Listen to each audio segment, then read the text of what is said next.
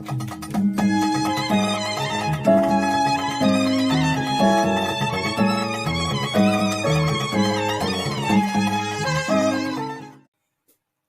right, welcome back, everyone. It's another episode of Global Card Collectors, and I'm here with Ben from Brisbane, and he goes by the Instagram handle SWAT Team Cards. Ben, do you want to just introduce yourself and tell us a little bit about yourself and maybe how you got started in the hobby? Sure, man. So I'm 44 this year. I started collecting 93, 90, 92, 93 upper deck basketball in the playgrounds. Yeah. Collected for many years up until the end of high school when people stopped collecting. Other things got in the way, end of schooling, wanting to go out, socialise, that kind of stuff.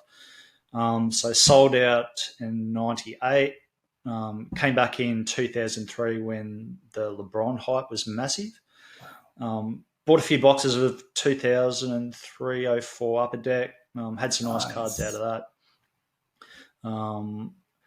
Then full-time work came up. By that time, I'd finished uni, went into full-time work, so no time for cards again. Cards wasn't really a thing here in Brisbane yet.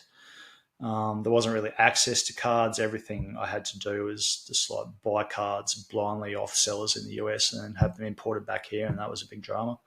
Yeah. So always loved basketball, but I forgot about cards completely until 2018 when the Luca draft came about. Mm-hmm. Just stoked the fire again.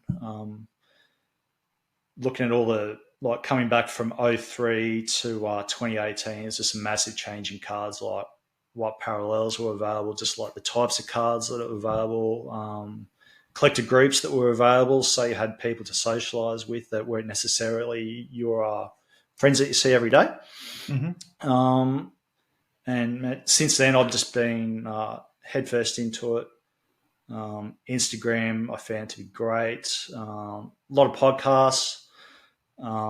There's a lot more content to consume, and just it doesn't feel as nerdy these days. You've got friends, again, that aren't necessarily your close friends group that you can tap into on Instagram, have a chat with about life or cards, and that's pretty much where I am right now, mate. So big Aussie collector, Dyson. I love to collect at the moment. Josh Giddey, Luc Longley from back in the day, and Michael Jordan as well. So I like to keep the PC pretty tight. Otherwise, I'll be collecting this, that, and that, which is where I started from originally. I think I'm heading in your direction. I think I'm looking at trying to consolidate, and I've got voluminous amounts of cards, but I'm trying to get rid of them and just focus on more of the guys that I want to collect. What I love about your Instagram page is you just focus on those 4 guys. So if listeners go to SWAT Team Cards, you'll see great Dyson Daniels cards. You'll see awesome Josh Giddey cards, plenty of Luc Longley autos, and some really great Jordan cards too. I was just looking at your page once again before we jumped on to have a chat. So highly recommend it. I highly recommend you join. He's got some really cool cards to look at. Could you tell me a little bit more about the Australian card scene specifically? Have you been to any shows? What's it like networking with people in Australia as card collectors?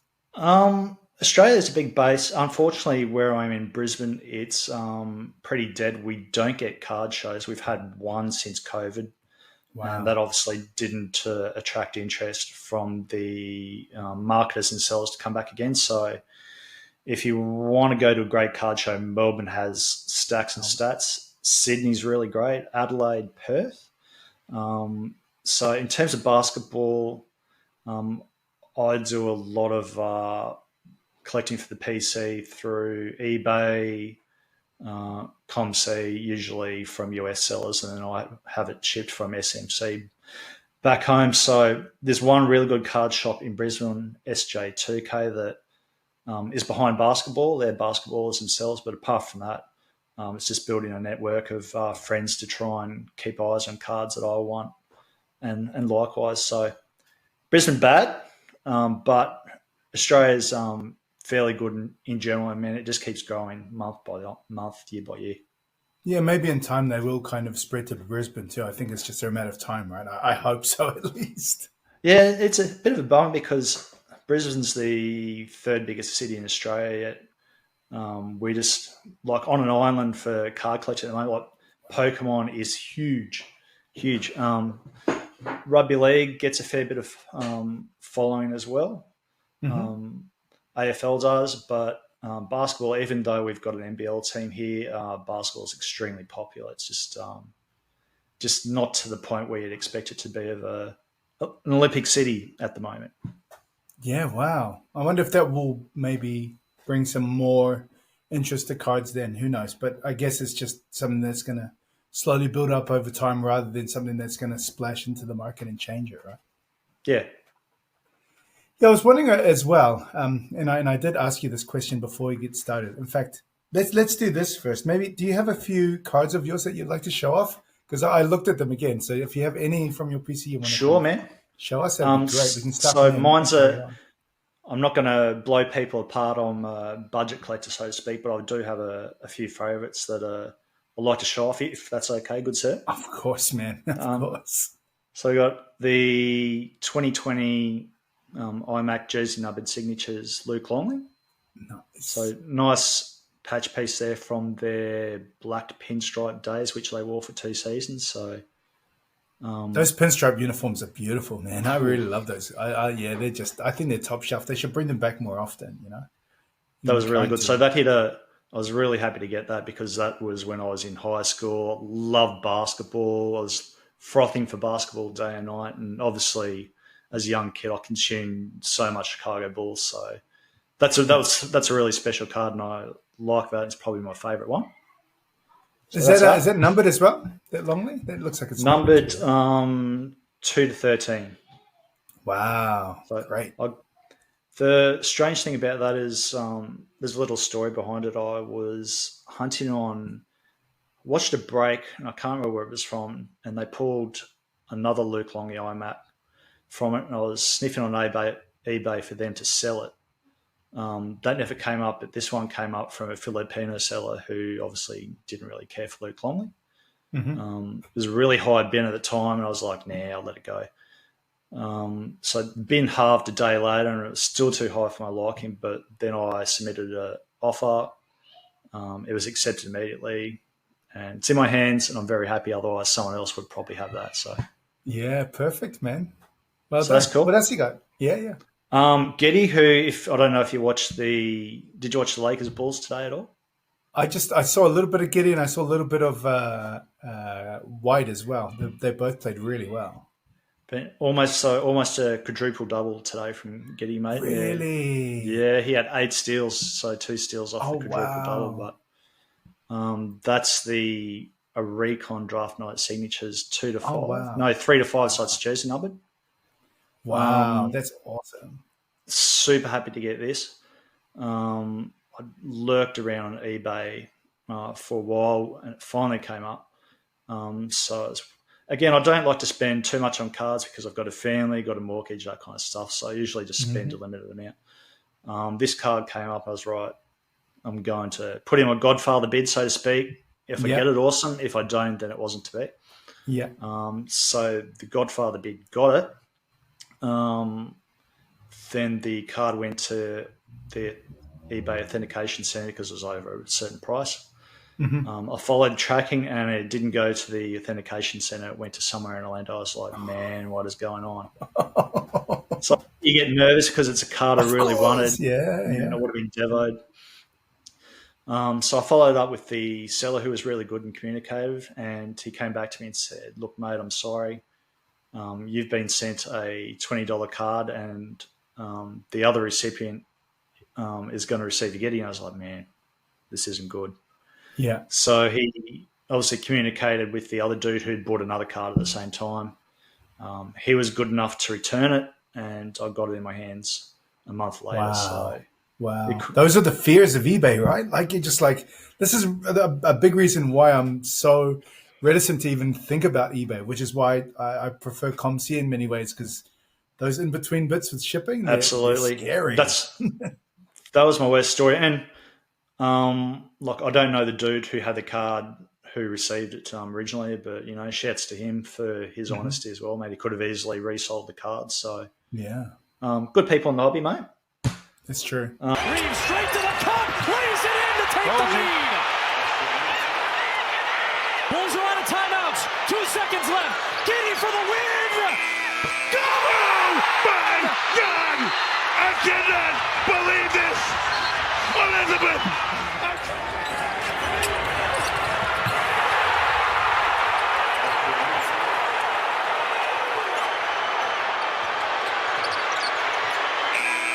That's true. The man of the moment, Dyson Daniels, his draft night signature 1/16. So not a valuable card, so to speak, but I like the draft night signatures because they're their first autos, so to speak, unless you want to run off the Don Rice draft night autos. That's right. So there's that. This is a nice one I picked up pretty cheaply. So it's the 2022 Flawless Gold. That's a pretty draft night signatures to 10. Yeah. And at this time, Dyson was forgotten about on the Pelicans last year, so I was picking up stuff really cheaply, and I got this for around $100 US. Wow, yeah. No way. So pretty stoked with that. Again, I don't care about – I'm a dude who just likes nice cars, and I don't care whether the value goes up or down.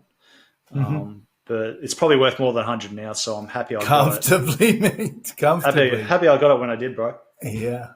And speaking of ComC, this is probably the best ComC I've ever purchased. So it's a 2022 Impeccable 299 jersey numbered. It's for $11, man. $11. No. Oh my God. I know. So it was when he wasn't playing for the Pelicans. I think he might have been injured. Whoever was selling it just probably thought he was dirt. Yeah. So I mean, it's just stuff like that. Working your way through ComC and just seeing stuff pop up and keeping an eye on things that means a lot to me. I mean, it's a card that's only $2.99. Yeah, great. But the little story behind it, yeah, absolutely. So again, happy it's in my collection and nobody else's. So those are probably my favourite 5 if I had to show them off to someone. Yeah, perfect. I'd go with those, man. Yeah, great. And what I love is that you've shown us kind of like a run of great Australian basketball players. And I did ask you before we were going to be interviewing about, I guess, maybe telling the listeners a little bit about the history of Australian basketball and where it all began. And I think you've got a nice run with Longley to begin with, because I feel like he was the one that everybody remembers because he was on those Bulls teams too. You know? Absolutely. But obviously, you have like Andrew Gaze, who probably cut his teeth mainly in the Australian League, but came to the NBA at the end of his career, but was still an asset to the teams that he was on. And obviously Shane Heal at that time too. But you know a lot more about the Australian basketball scene than me. You want to just break it down a little bit about like how Australians have now become so prevalent in the NBA? Yeah, sure. So I was having to think about this. I think it's a culture of just no BS. Diva behaviour isn't tolerated, and if you act outside the team needs, then you're called out for it and you're pulled into line, so to speak. So started off, obviously, Luc Longley's the OG. I was following him when he was in Minnesota, and then he got traded to the Bulls. I was like, great.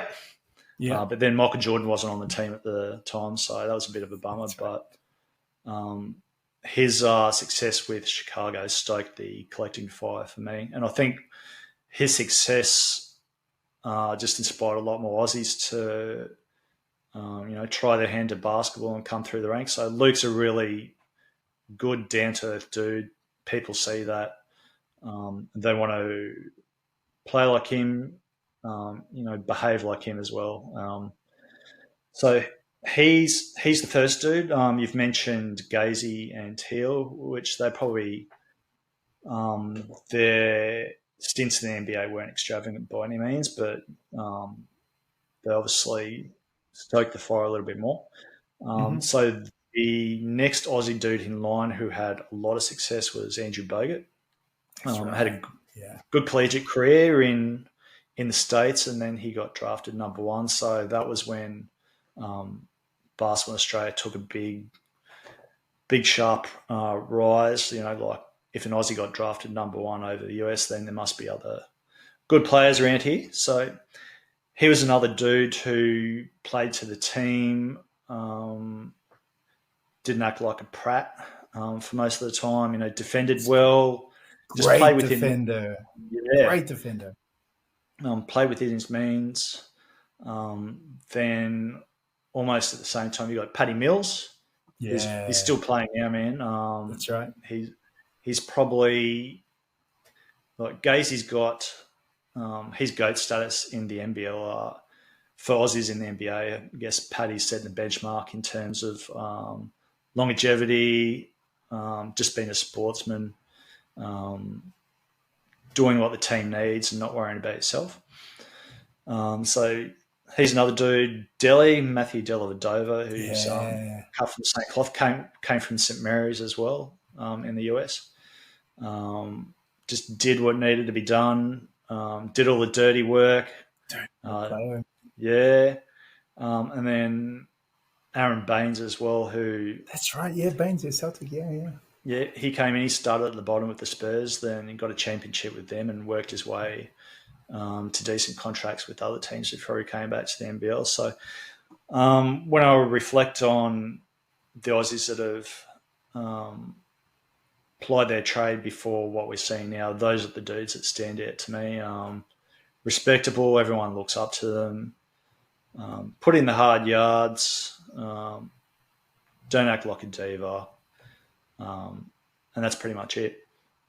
I feel like Australians often will have a specialist type of a skill when they play too. Often, plenty of them have these amazing defensive abilities. Like you think about Tybal and Daniels and Bogut, just being able to defend the ball so well. Or you have this other type of Australian player who's like a Joe Ingles, like can do a little bit of everything, but he's awkward because he's a lefty. Yeah. Or Giddey as well, exactly the same. Just kind of like he's a jack of all trades and can really play his trade pretty well in the NBA.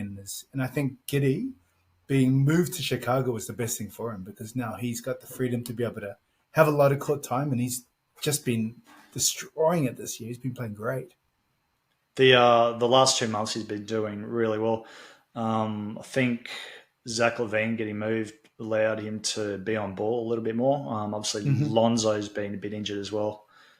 So what we're seeing now is Josh he gets full run of the team. Yeah. And that just increases his engagement with everything that goes on in the court. And obviously again, I'm not a numbers man, so to speak, but if you like looking at box scores, if you play fantasy like me, his numbers have been through the roof and it's been a treat to watch. Obviously, it culminated today in just getting 2 steals off a quadruple double, which would have been really good. It's ridiculous. It's ridiculous. It's the same with Dyson Daniels. He really, I've got a guy that I've been playing against for a couple of weeks in fantasy, and he has Daniels on his team, and it really hurts, man. It's painful. It's like Daniels not again because he's so invaluable with how good he is defensively. Like I think there was a stretch earlier in the season where in 8 games he was averaging like 6 steals a game. You're like, come on, like, that's not possible. It was nuts. I know. He's killing it.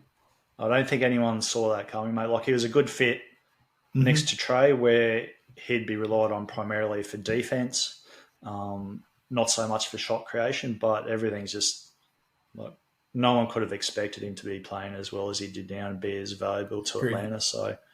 I mean, Aussies love it at the moment, love it so much. He might get Defensive Player of the Year, which would be great for Aussies. Yeah, for sure. And I mean, it's definitely going to drive up his stock down the line. So when he's due for another contract, I mean, he's going to be able to get paid a bit more money, which is worth it. Hey, what's happened to Tybal? I haven't really seen him. I think he's probably played 1 game in the last little while. Any updates on what his status is like? He's just come back to Portland from a long injury. I don't think they rushed him back because obviously they're not in a win now mode this season. There's obviously a bit of tanking with the upcoming draft coming on. So he's done well. In terms of his status on the Australian team is up in the air. Obviously he, if you believe the rumours that were going around, I think they're fairly true that he got named to the Olympic team, but then Paddy Mills said, hey, we need Joe Ingles for that final spot, which means Teese lost his. Teese cracked it and flew home immediately.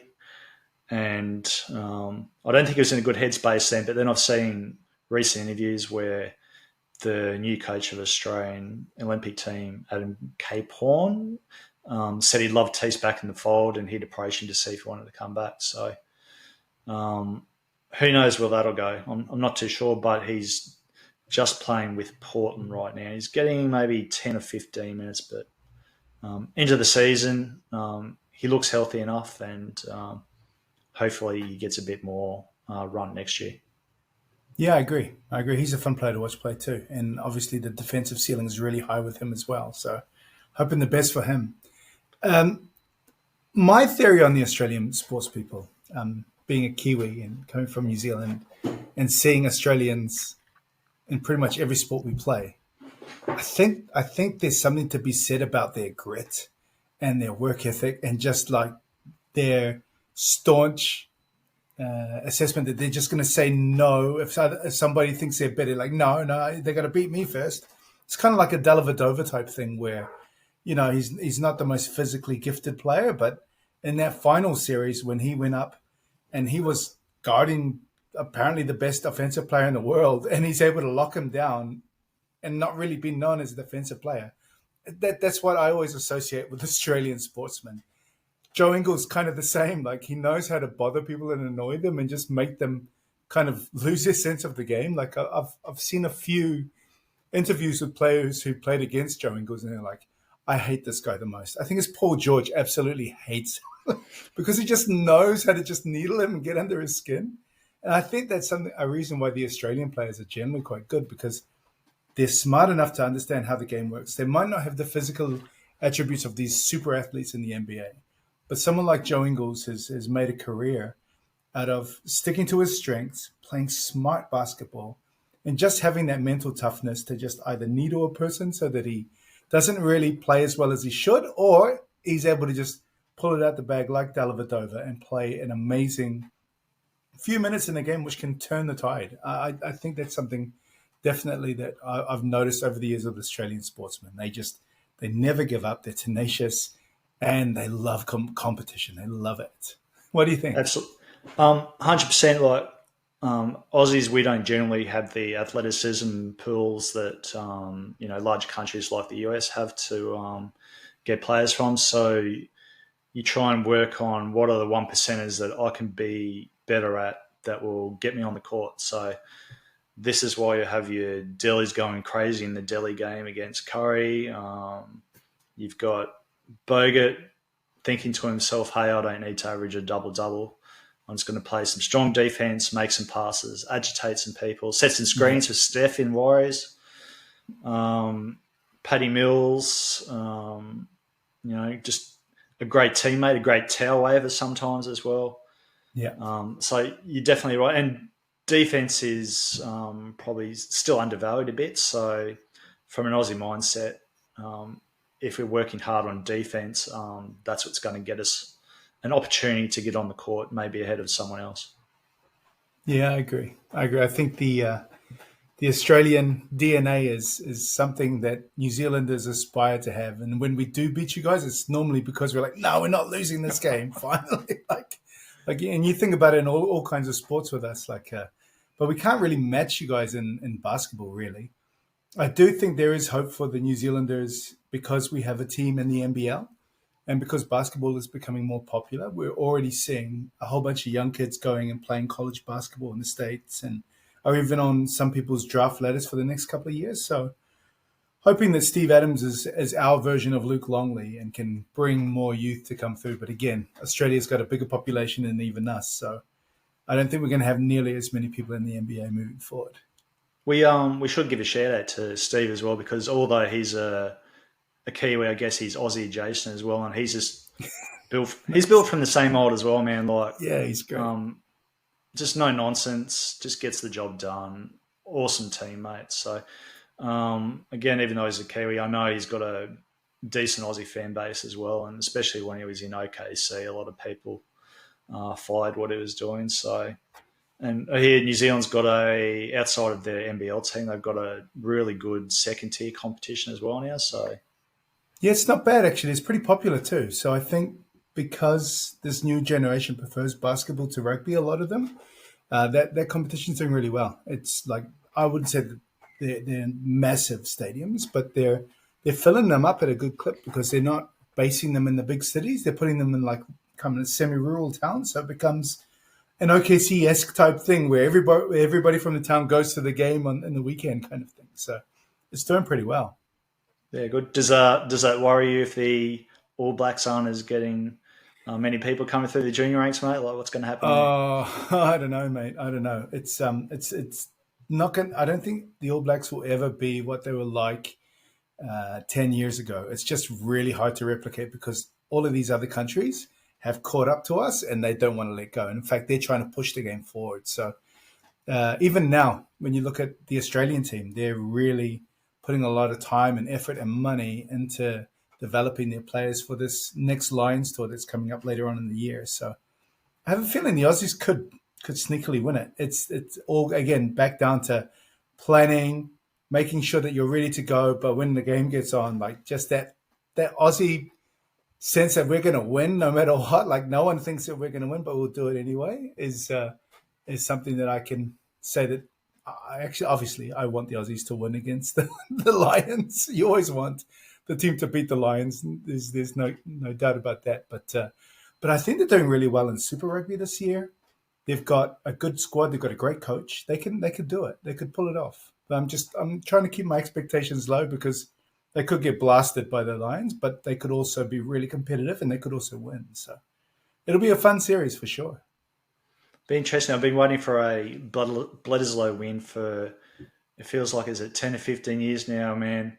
We always get a sniff sometimes, and then the deciding game, just the Kiwis blast us away, and it's I think that's what I'm hoping that's what will happen. But do they have the Lions tour first, or do they do the Bledisloe first? I can't remember. I think Lions first.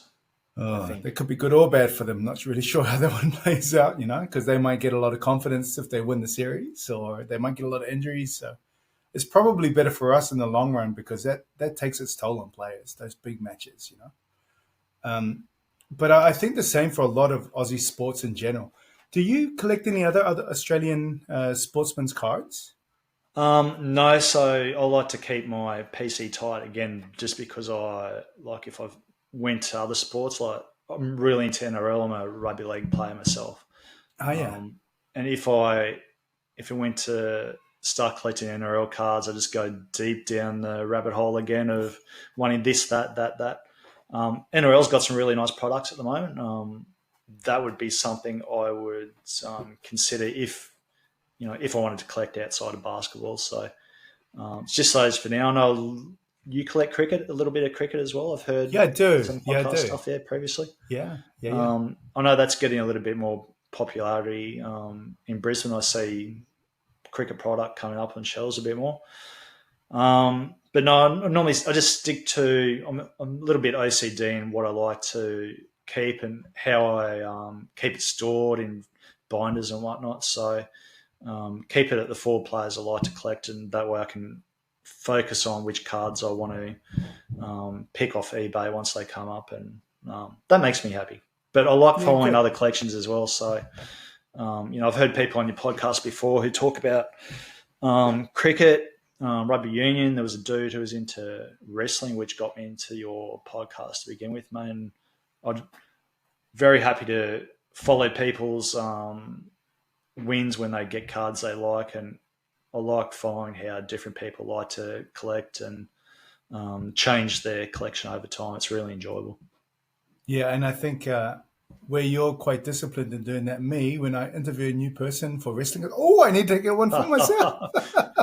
So I've got the worst side of it, I guess. I would love wrestling. Probably like me, you might have been brought up on the Raw as War days, the of course, the Attitude Era. Oh, yeah, so good. So I mean, the WWE product that's coming out now is great. It has some awesome signatures and autos, but they do. Again, if I start collecting that stuff, it's a deep hole to go down. So I just need to back off, and I'll just I'll live vicariously through other people's collections, I think, mate. It's probably the smart way to play. And at the same time, I really like that you are focused on basically 4 guys, it seems. So it's Longley, it's Giddey, it's Dyson, and it's MJ. I guess are all those MJ cards like old cards from your collection, or are they more recent pickups, or a bit of a mix? Most of them, the anything from up to '03 is from the collection I previously had. Cool. Then anything past that, which isn't much to be honest, is stuff I've bought in. So yeah, it's pretty hard to get MJ cards right now too, man, because his prices are just they've gone up and they're staying up. They're not moving. I've been holding off on. I haven't picked up MJ for a while just because it's so expensive, and that's great that there's still interest. That it's so great in collected MJ. So I've just been. Dyson was cheap for a while. Giddey was cheap for a while. Giddey was cheap for a while. Yeah, unfortunately, they're all going up. So that's the only bummer when your PC players do well is that you have to fight against others to try and get cards and not overpay, so to speak. How many cards do you think you have of each of these guys, like Daniels and Giddey? Because I've seen your Instagram page and you've got a nice wide range of base, but then you have like numbered cards, and then you've got all of these wonderful auto cards or, low pop, like immaculate type cards. Have you counted how many cards you have of each guy?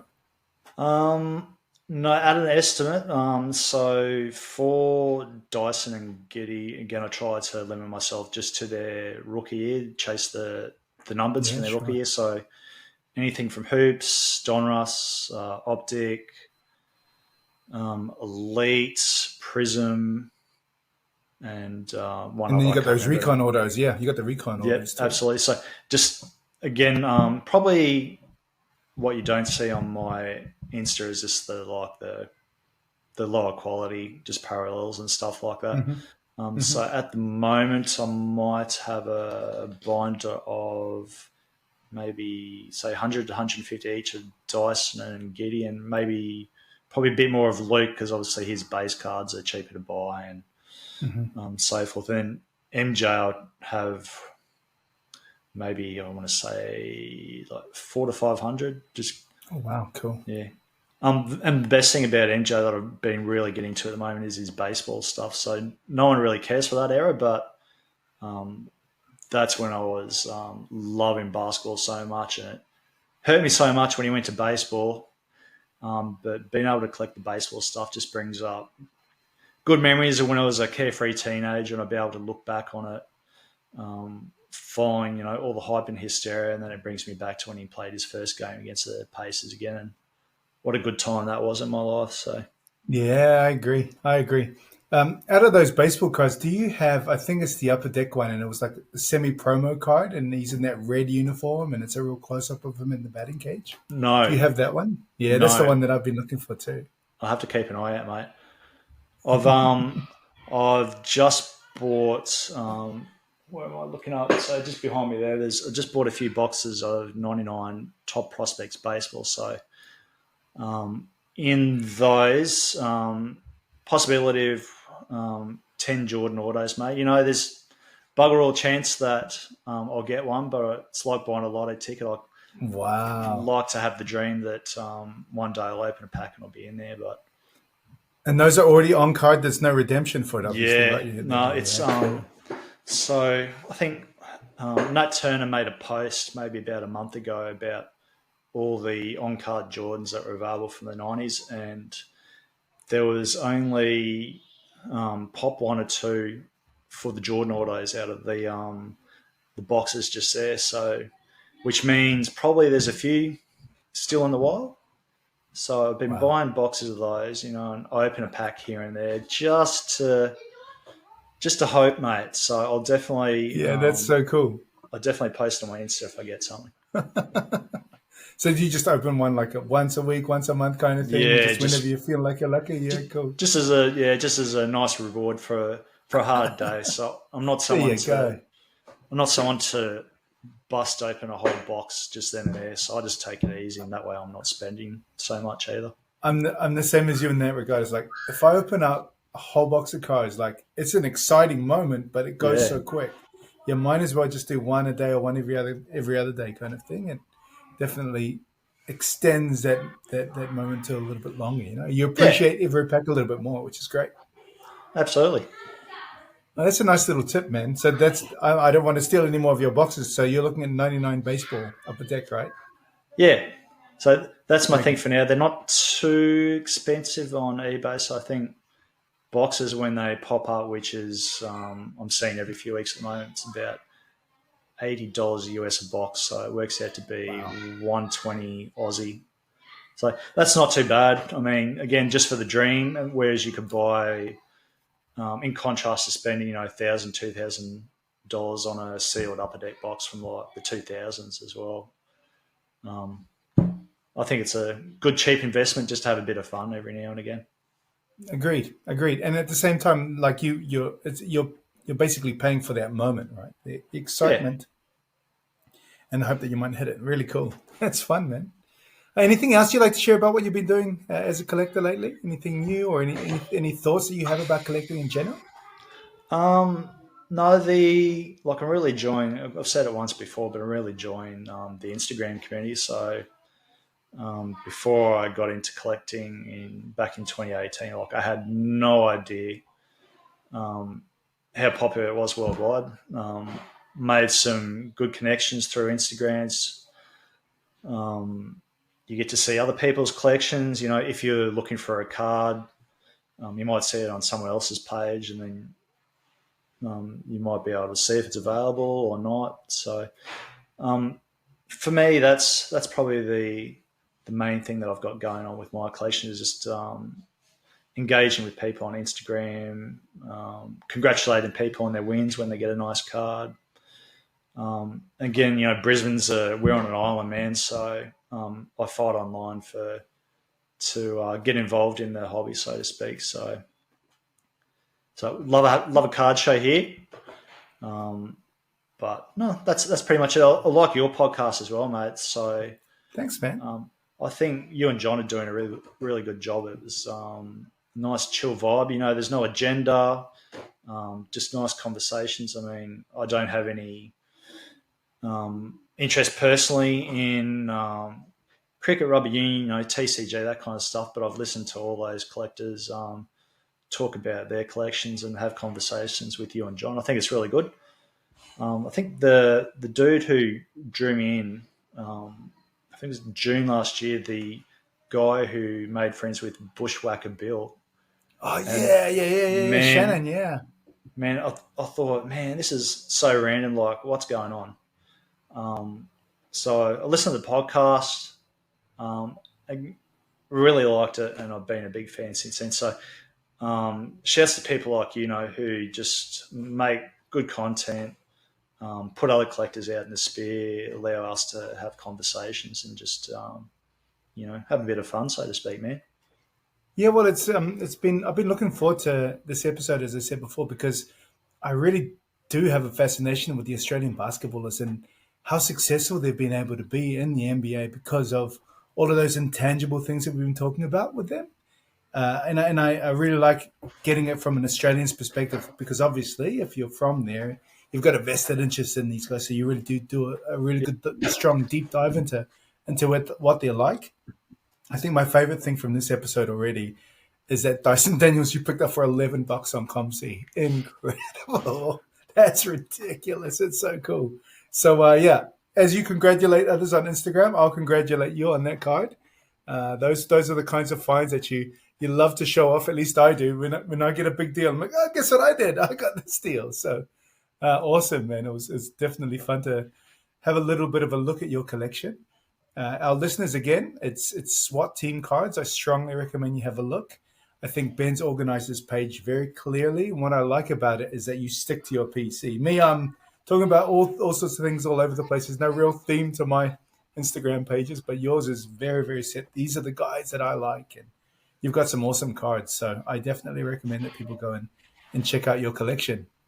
Yeah, thank you, man. Send any Giddies, Dysons I might need at the moment. Send them my way. I'm always looking. So I think from what you said, just having the four players there, people know like if they see a Giddey, a Luke, a Dyson in the wild, I guess I might be. Hopefully, I can be one of the first people that's thought of to maybe get a look into possibly acquire the card. So that's what I kind of had in my mind as well.